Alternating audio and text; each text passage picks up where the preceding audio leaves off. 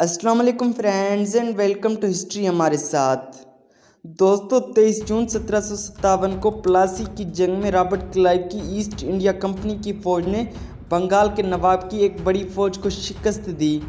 فتح نے کمپنی کو نئی دولت دی اور برِ صغیر میں اس کی علاقائی توسیع کا آغاز کیا۔ ایک جھڑپ سے زیادہ نہیں، پلاسی کو اکثر ہندوستان میں برطانوی راج کی شروعات کے طور پر حوالہ دیا جاتا ہے۔ ایسٹ انڈیا کمپنی کی بنیاد 16ویں صدی میں رکھی گئی تھی اور 18ویں صدی کے وسط تک یہ ہندوستان میں اپنی تجارتی اجارہ داری سے فائدہ اٹھا رہی تھی تاکہ اپنے شیئر ہولڈرز کو بے حد امیر بنا سکے۔ کمپنی مؤثر طور پر ہندوستان میں برطانوی حکومت کی نو آبادیاتی بازو تھی، لیکن اس نے اپنی ذاتی فوج کا استعمال کرتے ہوئے اپنے مفادات کا تحفظ کیا اور باقاعدہ برطانوی فوج سے فوجیوں کی خدمات حاصل کیں۔ 1750 عیسوی کی دہائی تک کمپنی اپنے تجارتی نیٹ ورک کو وسعت دینے اور برِ صغیر میں زیادہ فعال علاقائی کنٹرول شروع کرنے کی خواہش مند تھی۔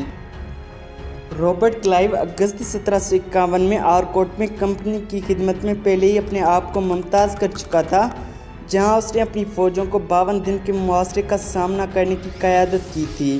اس کے بعد دسمبر 1751 میں آرنی میں فتح ہوئی۔ کلائیو نے پھر جون 1752 میں ٹریچینوپولی میں ایسٹ انڈیا کمپنی کے توپ خانے کی کمانڈ کی۔ 1755 عیسوی تک کلائیو ایسٹ انڈیا کمپنی فوج میں لیفٹیننٹ کرنل تھا اور اس کا نام مدراس کا اگلا گورنر بننے کے لیے زیر غور تھا، لیکن بنگال ایسٹ انڈیا کمپنی کے لیے اصل پریشانی کا مقام تھا۔ دوستو بنگال کا ایک نیا حکمران تھا، نواب سراج الدولہ۔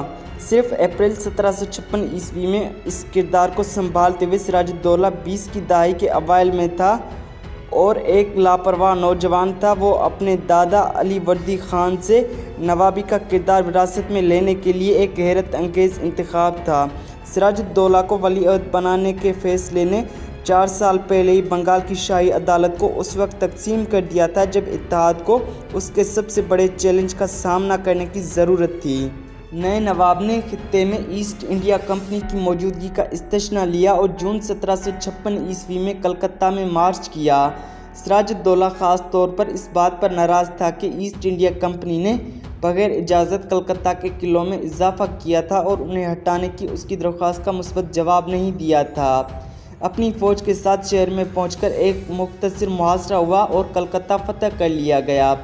ایسٹ انڈیا کمپنی پہلے ہی اپنے ایک اہم ترین تجارتی مرکز کے نقصان کا جواب دینے کی پابند تھی، لیکن اس کے بعد ایک دلچسپ واقعہ پیش آیا جس نے کمپنی میں عسکریت پسندوں کے عزم کو سخت کر دیا اور ان لوگوں کی پوزیشن کمزور کر دی جو ایسٹ انڈیا کمپنی کے خالصتاً تجارت کے لیے چاہیے تھے۔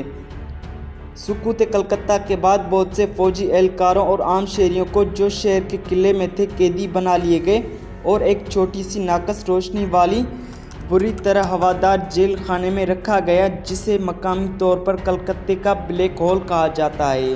دوستو ایک قیدی کے مطابق اصل 146 مرد اور خواتین قیدیوں میں سے صرف 23 مرد ہی قید سے بچ پائے، باقی سب بھری ہوئی کوٹری کی خوفناک گرمی میں شدید پانی کی کمی سے مر گئے۔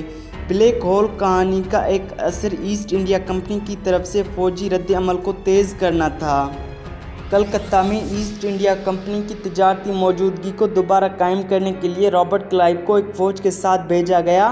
5 بحری جہازوں میں سفر کرتے ہوئے اور تقریباً 1500 آدمیوں کی ایک فوج کے ساتھ کلائیو جنوری 1757 میں کلکتہ پر دوبارہ قبضہ کرنے میں کامیاب ہو گیا، لیکن سراج الدولہ کے پاس اب بھی بہت بڑی فوج تھی۔ مزید یہ کہ حریف فرانسیسی ایسٹ انڈیا کمپنی ساحل کے بالکل اوپر چندن ناگور کے کنٹرول میں تھی۔ کلائیو فیصلہ کن فوجی کارروائی پر پرعزم تھا۔ اس نے بعد میں جنوری میں ہگلی کے قلعے پر قبضہ کر لیا جسے پھر ایسٹ انڈیا کمپنی کے بیڑے کی توپ سے تباہ کر دیا گیا۔ کلکتہ کے باہر نواب کی فوج پر حملہ کم کامیاب رہا اور کلائیو کو پیچھے ہٹنے پر مجبور کر دیا گیا۔ دونوں فریق ایک دوسرے سے ہوشیار ہو گئے اور مستقبل میں کسی بھی تصادم سے بھاری جانی نقصان ہوگا، لیکن اب بنگال کا کنٹرول داؤ پر لگا ہوا تھا۔ ایک امن معاہدے پر اتفاق کیا گیا تھا، حالانکہ دونوں فریق جانتے تھے کہ یہ ایک عارضی وقفہ تھا۔ عبوری طور پر کلائیو اب خطے میں فرانسیسی موجودگی کے خطرے سے نمٹ سکتا تھا۔ مارچ 1757 عیسوی میں کلائیو نے چندن نگر پر حملہ کر کے قبضہ کر لیا، جس سے بنگال میں فرانسیسیوں کے باقی ماندہ عزائم کا خاتمہ ہو گیا۔ دوستو، پلاسی کی جنگ 23 جون 1757 عیسوی کو بنگال میں دریا کے کنارے اس نام کے گاؤں کے قریب ہوئی تھی۔ کلائیو نے سب سے پہلے کٹوا کے قلعے پر کچھ دن پہلے قبضہ کیا تھا، جو بہت مفید خوراک کے سامان سے بھرا ہوا تھا۔ کٹوا اور قریبی قصبے پر قبضہ کرنے کے بعد کلائیو کو سمجھ نہیں آ رہا تھا کہ آگے کیسے بڑھنا ہے۔ مونسون کا موسم شروع ہونے کی وجہ سے موسم انتہائی خراب تھا اور اس کے پاس کوئی گھڑ سوار نہیں تھا۔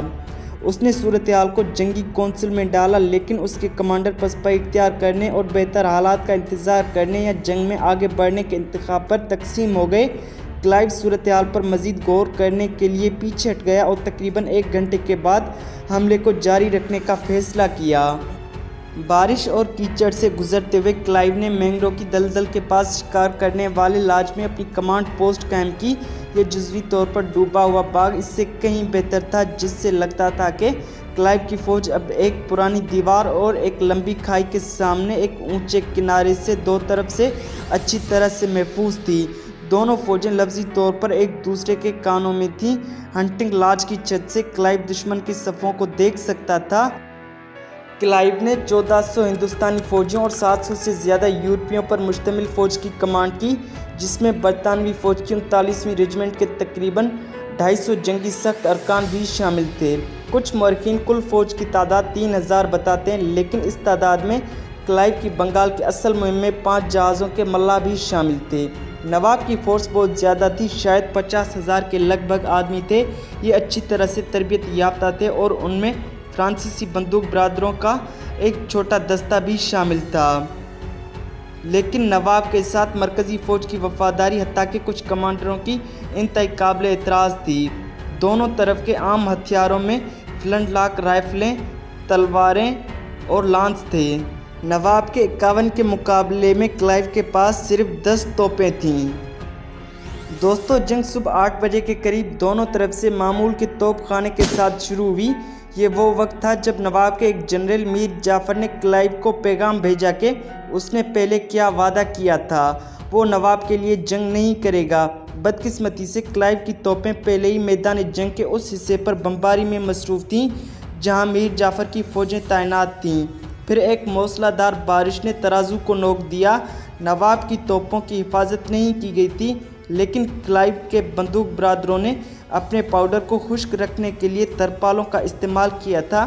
جب طوفان ختم ہوا تو نواب نے غالباً یہ سوچ کر کہ کلائیو کی توپیں بھی کام سے باہر ہیں، اپنے گھڑ سوار دستے کو بھیج دیا۔ اس کے بعد برطانوی توپ خانہ دوبارہ کھل گیا اور دشمن کے گھوڑوں کو کاٹ ڈالا، جس سے نواب کے چند وفادار کمانڈروں میں سے ایک میر مدن مارا گیا۔ چند گھنٹوں کی خاموشی کے بعد کلائیو کو اس کے دوسرے کمانڈر کل بیٹر کی طرف سے غیر منظم پیش قدمی کی پیروی کرنے کا پابند کیا گیا، جس نے دیکھا تھا کہ دشمن کی فوجیں دائیں جانب پیچھے ہٹنا شروع ہو گئی ہیں اور اس طرح انگریزوں نے اپنا فائدہ اٹھایا۔ نواب کی فوج کے بندوق برداروں نے اپنی توپیں دوبارہ چلانے کی کوشش کی، لیکن وہ امداد سے زیادہ رکاوٹ ثابت ہوئیں۔ اپنے کمانڈروں میں وفاداری کی واضح کمی دیکھ کر نواب فوراً اپنے اونٹ پر سوار ہو گیا۔ کلائیو کے آدمیوں نے ایک افراتفری اور خونی ہنگامے میں پیچھے ہٹنے والے کچھ دشمنوں کا تعاقب کیا، جس میں آدمی، اونٹ اور زیادہ گھبرانے والے ہاتھی شامل تھے۔ جنگ ایک جھڑپ کے آخر میں شام 5 بجے جیتی گئی۔ انگریزوں کی محض 50 ہلاکتیں ہوئیں اور نواب کی فوج 500 سے زیادہ ہلاک اور زخمی ہوئی۔